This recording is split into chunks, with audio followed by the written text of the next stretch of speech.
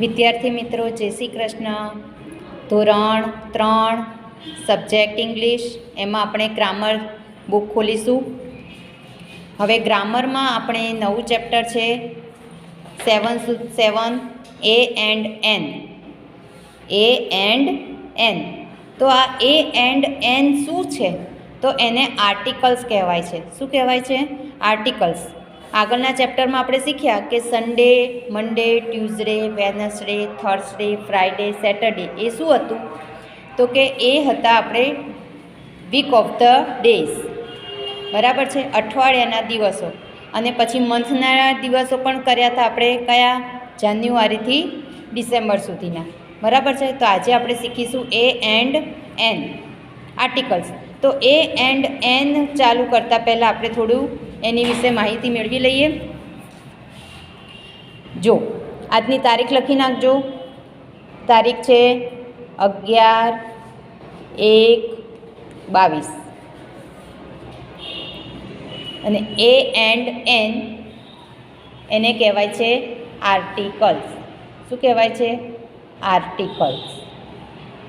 તો આર્ટિકલ્સ કેટલા છે? તો કે 2 છે, એ અને એન. હવે કોઈ પણ વસ્તુ એક બતાવવા માટે આપણે એ અથવા એનનો ઉપયોગ કરીએ છીએ. બરાબર છે? કોઈ પણ વસ્તુ આપણે બતાવવી હોય તો આપણે શું કહીએ? કે કોઈ પણ ફ્રૂટ બતાવવું હોય તો આપણે એમ કહીએ છીએ કે એપલ છે, તો કે એ એન એપલ. પછી જો બોલ હોય તો આપણે કહીએ એ બોલ. બિલાડી હોય તો આપણે કહીએ એ કેટ. બરાબર છે? ડોગ હોય તો એ ડોગ. તો એવી જ રીતે આપણે કોઈ પણ વસ્તુ, એક વસ્તુ છે એ બતાવવા માટે એ અથવા એનનો ઉપયોગ થાય છે. એટલે કે સિંગ્યુલર, જે એક વચનમાં હોય છે એને સિંગ્યુલર કહેવાય છે. સિંગ્યુલર બતાવવા માટે આપણે એ અથવા એનનો ઉપયોગ કરીએ છીએ. હવે એનનો ઉપયોગ ક્યારે કરીએ છીએ? તો કે એનનો ઉપયોગ આપણે સ્વરની આગળ, સ્વરની આગળ. સ્વર કોને કહેવાય? વોવેલ્સ. વોવેલ્સ એટલે સ્વર. તો સ્વર કોને કહેવાય? તો આપણા સ્વર કેટલા છે? બધાને ખબર જ છે વિદ્યાર્થી મિત્રો. તો કે 5. કયા કયા? તો કે A, E, I, O, you એ આપણા સ્વર છે, એને કહેવાય છે વોવેલ્સ. વોવેલ્સ 5 છે, એ, ઈ, આઈ, ઓ, યુ છે. તો તેનાથી શરૂ થતાં સ્પેલિંગની આગળ એન આર્ટિકલ મુકાય છે. કયો આર્ટિકલ મુકાય છે? એન. હવે એક્ઝામ્પલ તરીકે એપલ. તો એપલમાં પહેલો અક્ષર શું આવ્યો? તો કે પહેલો આવ્યો એ. તો એ શું છે? તો કે એ વોવેલ્સ છે, એટલે કે સ્વર છે. તો સ્વરથી શરૂ થાય છે તો એની આગળ આપણે શું મૂકીશું? An apple. ઓરેન્જ. તો ઓરેન્જમાં ઓ આવ્યો છે, તો ઓ એ શું છે? તો કે એ વોવેલ્સ છે, સ્વર છે, એટલે એની આગળ પણ એન ઓરેન્જ. એલિફન્ટ. એલિફન્ટમાં પહેલો શું આવ્યું આલ્ફાબેટ? તો કે ઈ. તો ઈ આવ્યો છે તો એની આગળ એ ઈ શું છે? એ ઈ છે, એ વોવેલ્સ છે, એટલે કે સ્વર છે. તો એની આગળ પણ શું મુકાય છે? An elephant. અમ્બ્રેલા. તો અમ્બ્રેલામાં યુ. તો યુ એ શું છે? તો કે એ સ્વર છે, તો એટલે એની આગળ એન અમ્બ્રેલા. એવી જ રીતે જુઓ ઇન્ક પોટ. તો આઈ એ શું છે? શું છે? વોવેલ્સ છે કે પછી કન્સન્ટન્સ છે? સ્વર છે કે વ્યંજન છે? તો કે સ્વર. સ્વર એટલે વોવેલ્સ. તો વોવેલ્સ છે તો એની આગળ એન ઇન્ક પોટ. ઇરેઝર. તો ઈ એ શું છે? સ્વર છે, એટલે એન ઇરેઝર. Ice cube. તો આઈ એ શું છે? તો કે વોવેલ્સ છે, સ્વર છે, એટલે એની આગળ પણ એન આઈસ ક્યુબ. એગ. તો ઈ એ વોવેલ્સ છે, સ્વર છે, એટલે એની આગળ એન એગ. હવે એનનો ઉપયોગ તો આપણને ખબર પડી ગઈ કે આ એનનો ઉપયોગ ક્યાં થાય. બરાબર છે? હવે એની પાસે નીચે જોઈએ કે એનો ઉપયોગ ક્યાં થાય. હવે આર્ટિકલ 2 છે, એ અને એન્ડ એન. બરાબર છે? તો એનનો ઉપયોગ તો આપણને ખબર પડી ગઈ કે સ્વરથી શરૂ થતા શબ્દ સ્પેલિંગની આગળ આપણે એન આર્ટિકલ મુકાય છે. તો હવે એનો ઉપયોગ ક્યાં કરવાનો? તો એનો ઉપયોગ આપણે વ્યંજનની આગળ. વ્યંજન એટલે જે સ્વર સિવાયના છે. આ સ્વર આ 5 છે એબીસીડીમાં, એ, ઈ, આઈ, ઓ અને યુ. આ સિવાયના જે સ્પેલિંગ છે એની આગળ, એનાથી શરૂ થતા સ્પેલિંગની આગળ આપણે એ મુકાય છે. બરાબર, એ આર્ટિકલ મુકાય છે. એનો ઉપયોગ વ્યંજનની આગળ, વ્યંજનને શું કહેવાય છે? કન્સન્ટન્ટ કહેવાય છે. શું કહેવાય છે? કન્સન્ટન્ટ.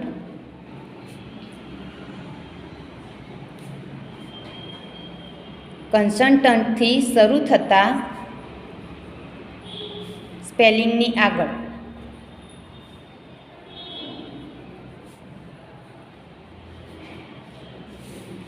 કન્સન્ટન્ટથી શરૂ થતા સ્પેલિંગની આગળ એટલે કે સ્વર સિવાયના, સ્વર એ, ઈ, આઈ, ઓ અને યુ છે. હવે આ જે સ્પેલિંગ આનાથી જે શરૂઆત થાય છે સ્પેલિંગની, એની સિવાયના જે સ્પેલિંગો થાય છે એની આગળ, વ્યંજનની આગળ એ મુકાય છે. એક્ઝામ્પલ તરીકે જોઈએ કે BOY, તો બી એ સ્વર છે? જો આમાં છે ક્યાંય સ્વર? તો કે ના, તો એ કન્સન્ટન્ટ કહેવાય, વ્યંજન કહેવાય. એટલે એની આગળ આપણે એ મૂકીશું. એ બોય, કેટ, એ કેટ, ગન, એ ગન, કાઇટ, એ કાઇટ, જગ, તો જે છે એ શું છે? કન્સન્ટન્ટ છે, વ્યંજન છે, એટલે એ જગ.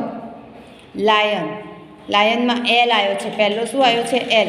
એ સ્વર નથી, બરાબર છે, સ્વરથી શરૂ થતા શબ્દ સ્પેલિંગ નથી, એટલે એલ છે એની આગળ આપણે એ મુકાય છે. એ લાયન. પેન, તો પી એ વ્યંજન છે, કન્સન્ટન્ટ છે, એટલે એ પેન. રેટ, એ રેટ. સન, એ સન. ટેપ, એ ટેપ. બરાબર છે. તો આ રીતે વિદ્યાર્થી મિત્રો તમારે આ નોટબુકમાં પહેલાં લખવાનું છે. ત્યારબાદ આપણે જે ગ્રામરની બુકમાં સ્ટાર્ટ કરીશું એ તમારે લખવાનું છે. બરાબર છે. અહીંયા તમને આનો ફોટો પાડીને મોકલવામાં આવશે. જો તમારે લખવાનું વિડીયોમાં રહી ગયું હોય તો એ તમે ફોટામાંથી લખી નાખજો. ત્યારબાદ હવે આપણે ગ્રામર બુક સ્ટાર્ટ કરીએ. એમાં આપણું લેસન કાઢીએ.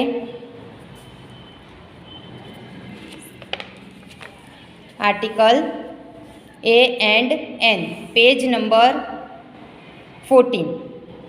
બરાબર છે. હવે અહીંયા જો, do you remember the vowels name them. હવે તમારે વોવેલ્સના નામ લખવાનું કહ્યું છે, તો વોવેલ્સના નામ કયા છે? બોલો, વોવેલ્સ કયા કયા છે? તો કે એ, પછી બોલો એ પછી શું છે? તો કે A, E, I, O, U. Can you think a 5 naming word that begin with vowels?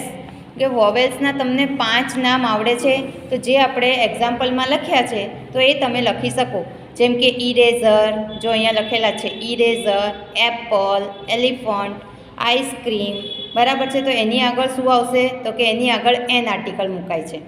બરાબર છે, કારણ કે એ સ્વર છે, વોવેલ્સ છે એટલે. અને બાકી જો, I have a pencil and N eraser, તો પેન્સિલ એ શું છે? પી આવ્યો, તો પી એ શું છે? તો એ વ્યંજન છે, કન્સન્ટન્ટ છે, એટલે એની આગળ એ. અને ઈ, ઈ એ શું છે? વોવેલ્સ છે, તો એની આગળ એન આર્ટિકલ મુકાય છે. Gopi ate banana and an apple, તો એપલમાં એ આવ્યો છે, તો એ શું છે? તો કે એ વોવેલ્સ છે, સ્વર છે, એટલે એની આગળ એન આર્ટિકલ. અને બનાનાનું બી આવે છે, તો બીની આગળ શું આવશે? તો કે A. We show a lion and an elephant at the zoo, તો કે a lion and an elephant. તો એલિફન્ટમાં ઈ એ શું છે? તો કે એ વ્યંજન નથી, પણ એ શું છે? સ્વર છે, વોવેલ્સ છે, તો વોવેલ્સની આગળ એન આર્ટિકલ લાગે છે. અને લાયનમાં એલ છે, તો એલની આગળ શું લાગે છે? તો કે એ. બરાબર છે. Shelly had a cake and an ice cream at the party, તો કેક, કેકમાં સી છે, તો સી એ શું છે? કન્સન્ટન્ટ છે, એટલે એની આગળ એ. અને આઈસ્ક્રીમનો આઈ એ શું છે? વોવેલ્સ છે, એટલે એની આગળ એન આર્ટિકલ. બરાબર છે. તો આ રીતે આપણને અહીંયા સમજાવવામાં આવ્યું છે. જો, એન ઓરેન્જ, એ બનાના. હવે ચલો પેજ નંબર 41 પર આપણે જોઈએ. 41 પર learn. Tick the correct option. હવે એ અને એન આપેલા છે આર્ટિકલ. બરાબર છે. તો ઓ YSTER ઓયસ્ટર, તો એની આગળ શું આવશે? ઓ છે તો ઓ એ શું છે? સ્વર છે, તો એની આગળ શું આવશે? An article. પછી 2માં જુઓ, વોચ, ડબલ્યુ છે તો વની આગળ શું આવશે? તો કે એ, તો કે વોચ, બરાબર છે. પછી 3 ઇગ્લુ, ઇગ્લુમાં આઈ આવ્યો તો આઈ એ શું છે? સ્વર છે, તો એની આગળ શું આવશે? An article. પછી ગર્લ, ગર્લમાં જી આવ્યું તો જી એ શું છે? તો કે જી એ કન્સન્ટન્ટ છે, એટલે એની આગળ એ આર્ટિકલ. 5 આઉલ, આઉલમાં ઓ આવ્યો તો ઓ એ શું છે?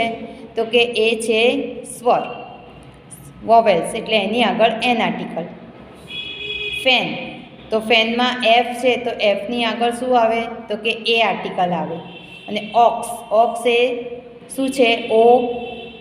ઓ એ વોવેલ્સ છે, એટલે એની આગળ એન આર્ટિકલ લાગે છે. અને અમ્બ્રેલા, અમ્બ્રેલામાં યુ એ શું છે? તો કે યુ એ વોવેલ્સ છે, તેથી એની આગળ એન આર્ટિકલ મુકાય છે. હવે an circle the naming words before which an can be use. હવે કોની આગળ એન આર્ટિકલ મુકાય છે? તો એને તમારે સર્કલ કરવાનું છે, બરાબર છે. તો જો અહીંયા આપેલું છે અન્યન, તો અન્યનમાં કયો આવ્યો આગળ? ઓ, તો ઓ આવ્યો છે તો અહીંયા એનું શું કરવાનું છે? સર્કલ તમારે અહીંયા તમારે આ સર્કલ કરવાનું છે, બરાબર છે. તો ઓનિયન આવ્યું તો તમે એની આગળ સર્કલ કરો, કાં તો પછી તમે એની આગળ એન આર્ટિકલ મુકાય છે તો અહીંયા તમે એન મૂકવાનું છે. અને નોટબુકમાં તમારે આ રીતે લખવાનું છે, બરાબર છે. અહીંયા આપણે ખાલી માત્ર રાઇટ જ કરીશું.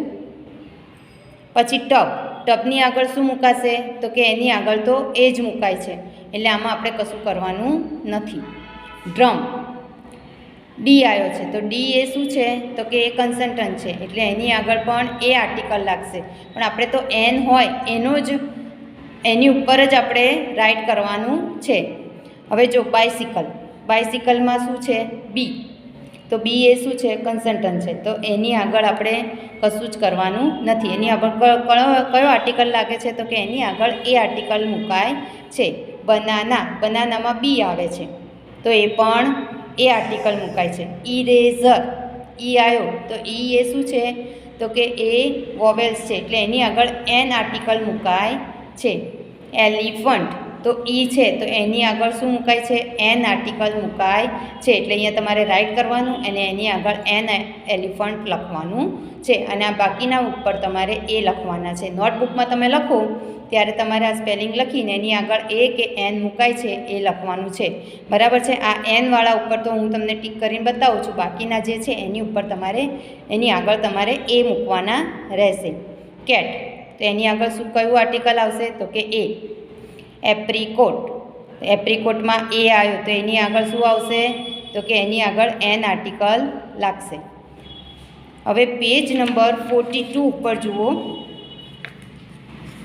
42 એમાં પણ જો ક્લાઉન, તો અહીંયા સી આવ્યો છે તો સી એ શું છે? તો કન્સન્ટન્ટ છે, એટલે એની આગળ એ આર્ટિકલ લાગશે. ઓક્ટોપસ, તો ઓક્ટોપસ શું છે? તો કે ઓ છે એ વોવેલ્સ છે, તો વોવેલ્સની આગળ એન આર્ટિકલ લાગશે. એરોપ્લેન, તો એરોપ્લેનની આગળ એન આર્ટિકલ લાગશે, બરાબર છે. તો જે અહીંયા મેં તમને રાઇટ કરીને બતાવ્યા છે તો એની આગળ તમારે એન આર્ટિકલ મૂકવાનો છે અને જે બાકી છે એની આગળ એ આર્ટિકલ લાગશે, બરાબર છે. આ રીતે તમારે સ્પેલિંગ લખી અને નોટબુકમાં લખવાનું રહેશે. કોઈએ ચિત્ર દોરવાના નથી, એમને ખાલી સ્પેલિંગ તમારે લખી નાખવાનું છે.